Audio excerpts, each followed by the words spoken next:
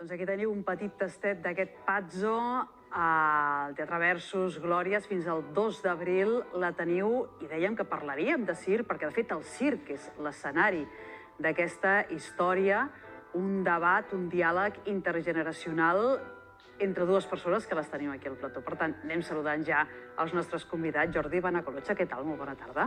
Molt bona tarda. Gràcies per venir al Fet a Mida. Encantat de venir. Ara reies, quan et deies, anaves ficant l'ullet a l'Adrián Grosser. Què tal, Adrián? Molt bona tarda. Què tal? Bona tarda. Perquè què es feia tanta gràcia? No, que a l'última funció...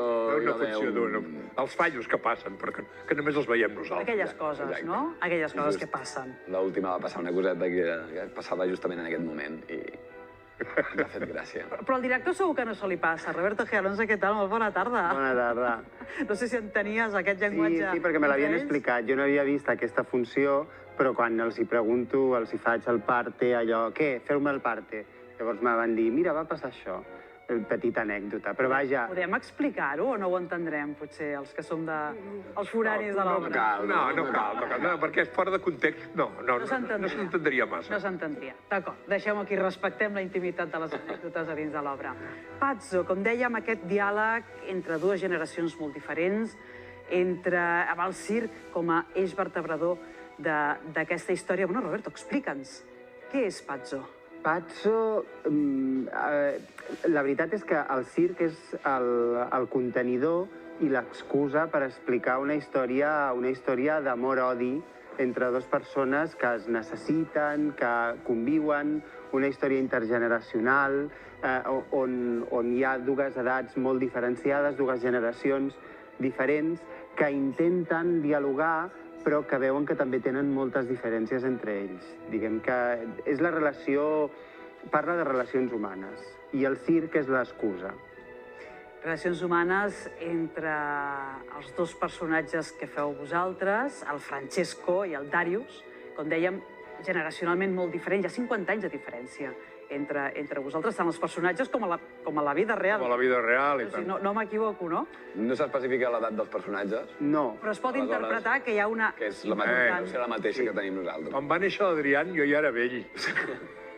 Bueno, no ets vell ni ara. No és ni vell ara, té una energia tremenda. No se l'acaba, no? No, té una energia... Increïble. Parla'ns del Francesco. Qui és? Què fa? Què li passa? Què explica? Què li passa al Francesco? El Francesco viu en el passat. Viu en un món de fantasia, de quan ell treballava, de quan ell triomfava pel món, quan formava part d'una parella de pallassos que eren famosíssims, que eren molt bons, però que això s'ha acabat i ell no se'n dona compte. O potser se'n dona compte i no vol entrar en aquesta veritat, no? Llavors intenta retenir aquell xicot que viu allà amb ell, que és el fill del seu company, però aquest noi no està per aquesta cosa.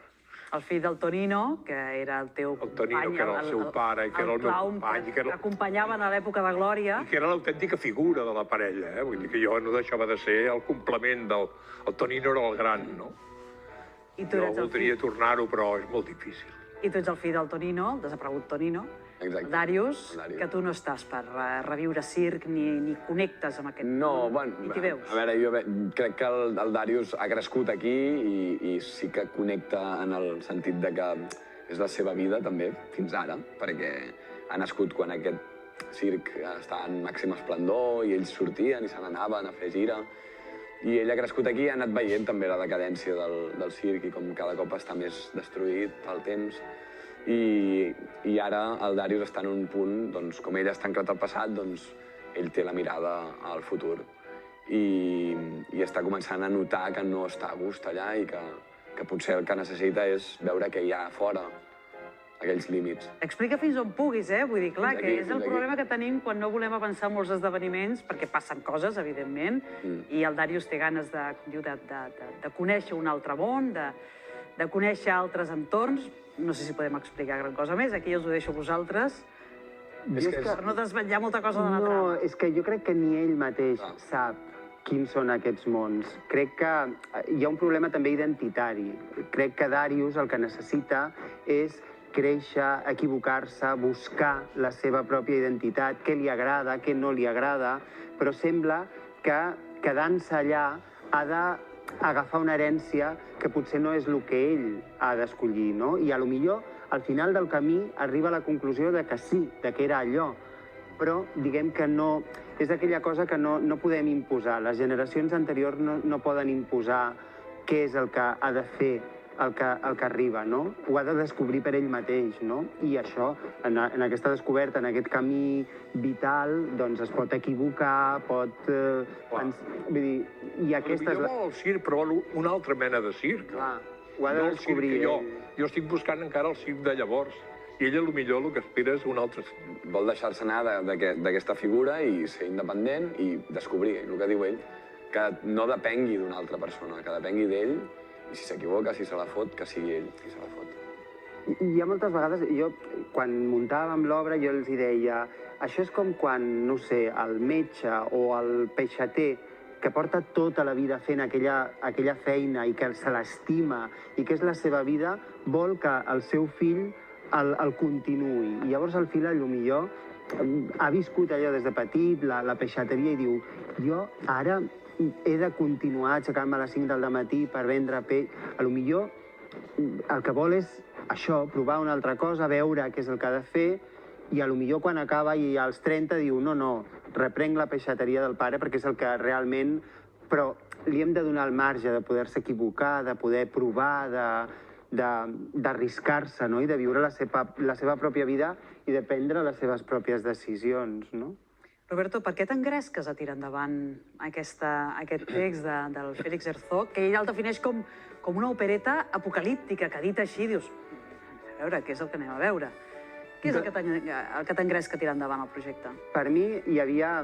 Clar, em van venir a buscar, des de la sala Versus, em van dir, creiem que tu pots dirigir aquest text, i al començament jo no ho tenia molt clar, jo deia, voleu dir que jo aquest...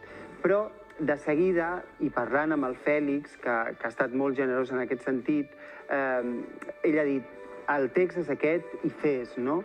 I de seguida vaig intentar aportar una manera de mirar, una poètica, una estètica també, que dialogués molt amb el conflicte dels personatges, no? I després, sobretot, perquè en aquell moment sabíem i tenien molt clar que volíem que ho fes el Jordi, i per mi era un privilegi poder treballar amb el Jordi, no? Has donat el clau, Roberto. Sí, l'Adrián va venir després i a sobre va ser doble privilegi, no? Però d'entrada sabíem que el Jordi volíem que ho fes i allò era un repte i això un luxe.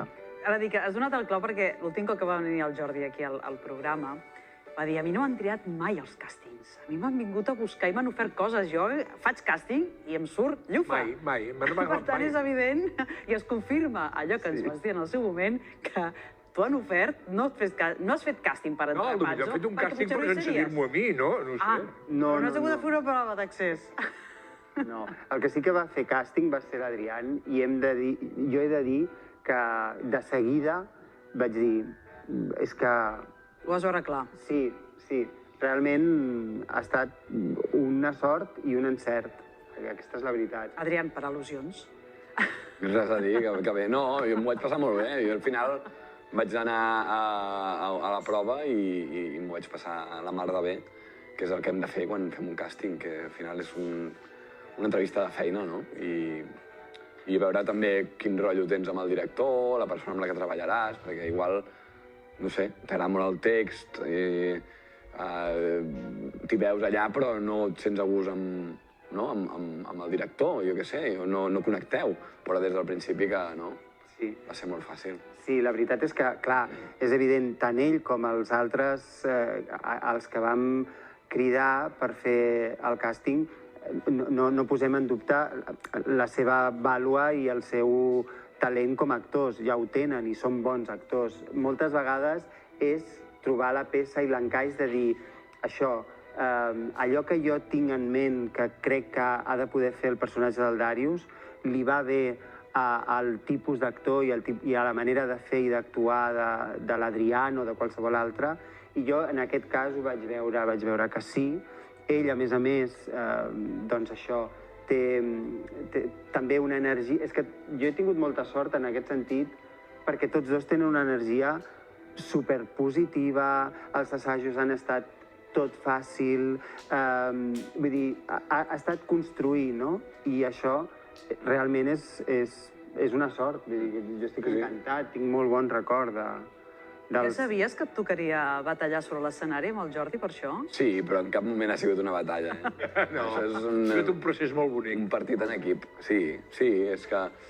Sí, jo sabia que estava el Jordi al projecte i això també va ser un punt de dir, hòstia, que vull presentar-m'hi, no? I el que diu el Roberto, que ha estat molt fàcil. És que si és una companyia així petita i a més tots ens avenim bé, confiem en el que fem i anem descobrint i treballant i, jo què sé, al final és raro que surti malament, no? Perquè estàs fent el que t'agrada i ja només valorant això, que estàs treballant del que t'agrada, i ja, el que diu ell, l'energia ha de ser positiva i disposat, no? I sobretot ells, jo els hi proposava coses, no? A nivell de... Jo en el meu cap tenia coses, però allò les has de veure, les has de provar i de vegades també un es pot equivocar i dir ai, doncs allò que tenia en el cap ho hem provat i no funciona. I ells jugaven a dir doncs sí, tu fes, tu proposa i tal. I al contrari, no deien ostres, vols dir tal? No, era això, doncs vinga, va, fem-ho, no? I clar, això és molt gratificant a l'hora de treballar i molt constructiu també. I va molt bé, a l'actor li agrada molt això, tenir llibertat per fer coses i que sàpigues que si t'equivoques t'ho diran ben dit, perquè ho entenguis, i que pots provar, és molt maco. Quan et dirigeixen tant que no et... Massa encotillat no, massa encotillat no. Jo et diria, Adrián, has après molt, no, del Jordi, tal. Jo et diria, Jordi, tu també deus haver après coses de l'Adrián, suposo, no? Aquí hi ha un quid pro quo. Sí. S'ho passeu bé, punyetero. És que al final molta gent ens pregunta, no?, com és la vostra relació, no? Potser ell és una mica com la figura més paternal, no? I en realitat no. Vull dir, ens vam fer molt amics i... Dos amics que hem trobat fent la feina i... I l'ambient al camerino allà... Respectem el treball de l'altre, ens compenetrem molt bé, i ara ja que portem molts dies fent-ho, ja sabem per on respirem, sabem quan hi ha una pausa, quan l'ha de fer, quan no l'ha de fer. Sí. Llisca tot molt fàcil. I sobretot crec que això transpua i el públic ho rep, que també penso que és molt important. És una més a més. Exacte. Llavors, de sobte, que el públic vegi en aquell espai, en aquell moment, en aquella ambientació que es crea, vegin aquesta complicitat entre tots dos i que hi hagi aquesta escolta com a actors i com a persones, jo crec que això també el públic ho rep i surt amb... Bueno... Estem molt emocionats. Sí. Sí, hi ha molta gent que surt una mica tocadeta, sí. Tot i que no és un drama, No, hi ha molta comèdia, el bo és que hi ha comèdia. Una comèdia. Comèdia dramàtica. Sí. Sí, moments... Amb la vida misma. I moments còmics, també, Jo crec que és això, és com la mateixa vida. És a dir, hi ha moments en el que hi ha coses molt dramàtiques que arriben a ser còmiques, no? I de tot es pot fer un petit acudit, malgrat que el Francesco diu que no es pot fer broma de tot, però sí, podem prendre'ns girar la situació i del drama fer-ne una petita comèdia, no? I estem en aquestes, no? Posem-hi una mica de música perquè sona música. Sí. A l'obra. Sona una cançó, que ara escoltarem, una cançó de Víctor Manuel, en aquest cas la canta Ana Belén, Des de mi libertad. Per què aquest tema? Aquí sento continuar parlant jo, però ha estat... No, perquè ha estat una elecció completament, una aposta unilateral, meva. Unilateral, sí. Sí, jo la tenia molt clara. Fins i tot el Fèlix, l'autor, va dir vols dir que hem de posar això? I ens vam estar plantejant si l'havíem de traduir, però després vaig dir, és que és molt clara, la seva lletra per mi formava part i resumia molt bé què li estava passant al personatge del Darius, no? I per mi era important que algú que sent aquesta cançó n'aprèn d'aquesta cançó i també es reflecteix i vol fer el que diu la cançó. I la cançó diu estic esperant un tren, el tren et deixa enrere el passat i m'emporta a alguna cosa nova i a buscar la meva identitat. Llavors jo pensava, doncs és que ho tenim, no? Doncs per què no aquest personatge li va ressonant aquesta cançó i això també el va convencent de que el que ha de fer és agafar aquest tren i marxar, no? Jo m'agafo aquí per entrar. No, dir pazzo, que vol dir boig en italià. És a dir, no hem parlat del títol, però bogeria, per què bogeria? Doncs perquè el personatge del Francesco és una mica boig. Està una mica... És una mica pallà, està una mica pallà. Jo vull pensar que és una mica també perquè fins a... Qui és el boig, també, no? També, sí. I si hi ha algun boig? Tots podem ser bojos. Es diuen pazzo constantment entre ells. Sí, utilitzem el pazzo per dirigir-nos. Sí. Pazzo! Crec que aquí les Fèlix... Potser també és una cosa que s'utilitza molt en el circ, no ho sé, això. Jo crec que és allò de dir col·loquial i té aquesta doble lectura, no? La cordialitat de dir-te boig, estàs boig, va, no facis el boig, aquesta cosa, però a més és aquest punt de bogeria que tenen els personatges, no? Un, perquè s'agafa amb força amb aquest passat que ja no hi és, i l'altre perquè es vol agafar amb força amb aquest futur que tampoc no hi és, no? I que no sap què serà. De fet, ens volíem agafar a la bogeria per fer aquesta recta final de l'entrevista. Bogeria ja no dels personatges, sinó que tots hem fet o podríem arribar a fer a la vida. Vanessa, tu mateixa, bogeries a quin has fet en aquest programa? Alguna d'elles, per exemple? He trencat una ampolla amb un convidat a la cara. Tu et vaig calar foc al braç, És veritat, això també. Això ja no hi ha ampolla. No, per sort, crec que avui no passarà. Heu fet una bona entrevista, no us agradirà. Són bogeries que ens agradaria plantejar-vos, no en aquest estil d'haver agredit ningú, però, per exemple, quina bogeria heu fet o faríeu per amor? I si no sabeu alguna, us podem donar opcions, Per amor. Per amor. Voleu opcions? Perquè en tenim, si voleu. O en teniu alguna ja Fem clara? opcions millor, no? Mira, deixaries tota la vida que has construït per marxar amb la persona que estimes? Seria una opció. Et llançaries paracaigudes o fer puenting perquè aquesta persona és una persona amant dels esports de risc, encara que tu et facin pànic les alçades. O, per exemple, morir a l'estil de Romeu i Julieta per ser recordats com la parella que més s'ha estimat en la història. Quina bogeria faríeu? És molt teatrera. Jo trio la C. Morir a l'estil Romeu i Julieta, per amor. Per amor. El sacrifici màxim. És que és de teatre, clar, què vols? És normal. Jo per amor faria la bogeria que he fet, estar casat 55 anys amb una persona. Això sí que és de bojos, Això és de bojos. Això és amor i de bojos. Estar 55 anys casat, però és això, que... Doncs jo m'afegiria amb aquesta, perquè jo em porto gairebé 35 amb la mateixa parella, amb la qual... No està mal, tampoc. Està molt boig, Sí. Per tirar tant del carro. Sobretot s'ha d'estar molt boig per tirar endavant, suposo que amb ell també, a les dures i a les madures, no? Vull dir que llavors aquí i construir un projecte en comú és una bogeria, no? Vull dir, saber trobar l'encaix de que és un tàndem i que realment és una bicicleta de dos. Quan passen tants anys, això és amor. Ara l'amor, però anem a parlar de les amistats. Què faríeu? Quina bogeria faríeu per les amistats? Per un amic o amiga. Per un amic. Per exemple, carregar amb les culpes d'una cosa que no heu fet però li salveu el cul amb ell o amb ella, per amistat, d'acord? Deixar-li casa vostra perquè tingui la millor cita de la seva vida perquè no es pot permetre un hotet, per exemple. Apuntar-vos a un concurs de menjar molt picant per aquell col·lega que us estimeu molt o cap d'aquestes perquè en teniu un altre. O totes tres. O totes tres. No, jo fer-me responsable d'una cosa no. Però deixar-li la casa sí.